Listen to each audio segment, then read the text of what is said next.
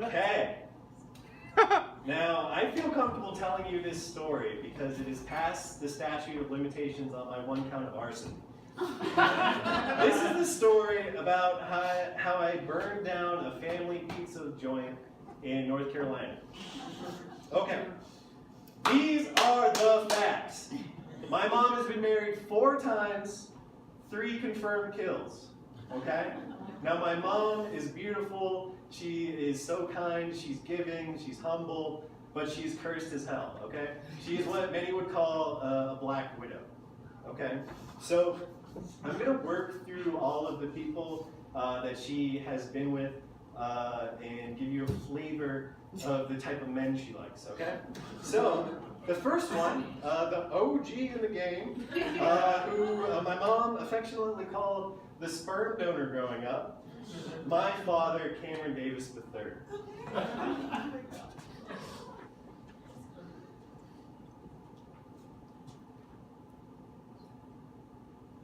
That's it. He's me, I'm him, we look exactly alike, I'm his progeny, I am him.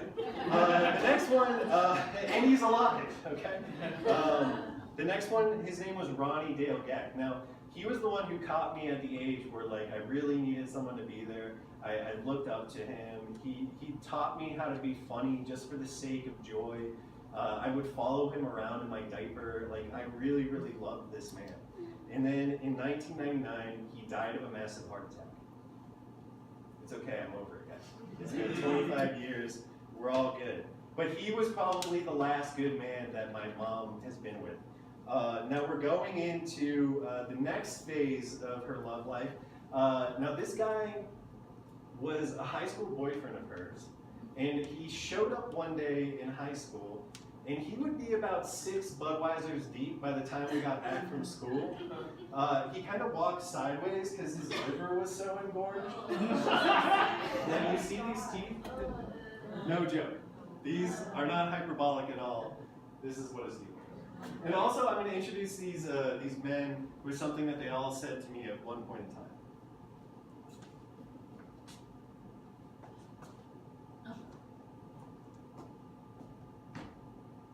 Cameron? Oh my God. I'm your daddy now. Okay, and one day I came home and he just disappeared. He mysteriously was no longer there, and it's a good bet that he's dead. So confirmed kill number 1. Number 2. Next up, this guy's name is John Helms, and he kind of walked like a rooster.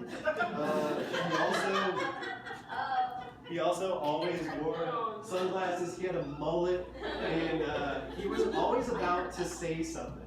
He was on the verge of saying something. This is John Helms.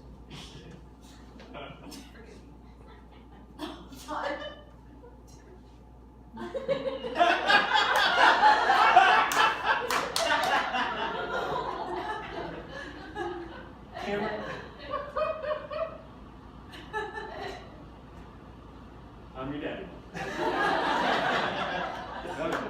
And so I went to college. Him and my mom moved down to Key West, and within a year he shriveled up like a raisin and died.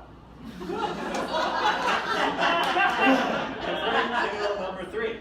Now this next guy is the most recent guy. His name is David Pennington. She met him on Facebook, and they started chatting, and then started texting, and then started calling. And on a 3-day trip to see if it was going to work out, they got married on his back patio.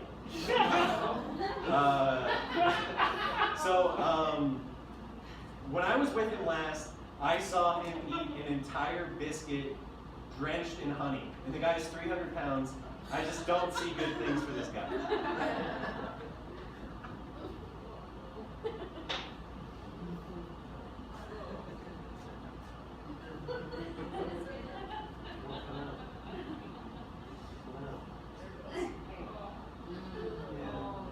See that biscuit in there?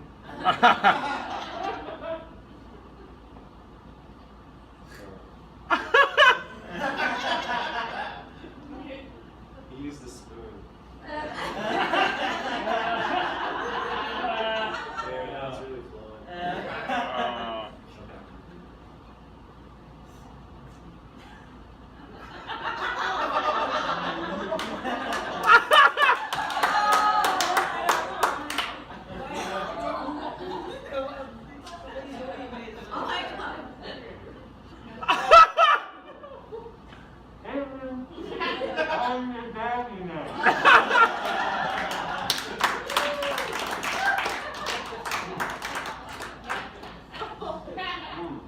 so dry.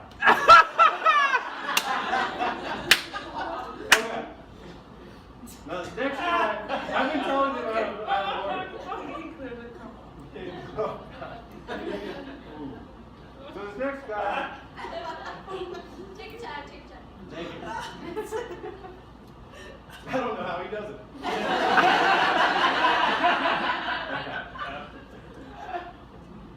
This next guy is the guy that pertains to this story. His name was Dennis Garrard, and the best way I can describe him is he was half largemouth bass, because he had this bottom lip that always stuck out, and like a scared dog. You always saw the white of his eyes. So this is Dennis Garrard.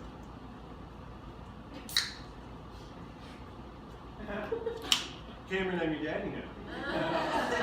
Now, remember that bong hit that was in that my aunt took with us? This same bong hit, his mom stumbled in on us too. Apparently we weren't that secretive. And she discovered us smoking weed. And since that time, she absolutely hated us. So his side of the family was just not into us drug heathens. And we decided that we were going to do like a family trip to meet his side of the family. So we all went up to North Carolina where they all live. I'll go through the family. I'll go through the family. So his younger brother Scooter, he was named because he scooted his ass across the floor as a baby. Apparently it stuck. His sister was named Denise. Dennis and Denise. Pretty gross. And then his dad, his name was Jerry, and he was like the cream of the crop. He was just a sweet old man, really nice, really loved us kids. And he is who is pertaining to the story the most because this pizza place was where he met Dennis's mom, Betsy. Now Betsy it was like a family pizza place. She worked there every day, like after school. And Jerry would show up every day, order a piece of pizza and a Coke, and try to like break this woman down. Every day, show up, pizza, Coke, and try to schmooze a little with this cold-hearted woman. And after maybe a year or two of doing this, he finally broke her down, and they went out on a date. And the rest is history. Dennis, Denise, and Scooter. So this family, me meeting their family was held in this like relic of a pizza place. It was like the history of the family in one location. So I hated being there, obviously, and I stole one of Denise's cigarettes, went on the back patio, and smoked it like a little devilish 16-year-old. Just because I wanted to do something bad. I smoked, and someone came out and caught me, and I just flicked it and pretended that nothing happened, and went back inside to attend this party I didn't want to be at. Maybe like 10 minutes later, we decided to leave, me and my sisters.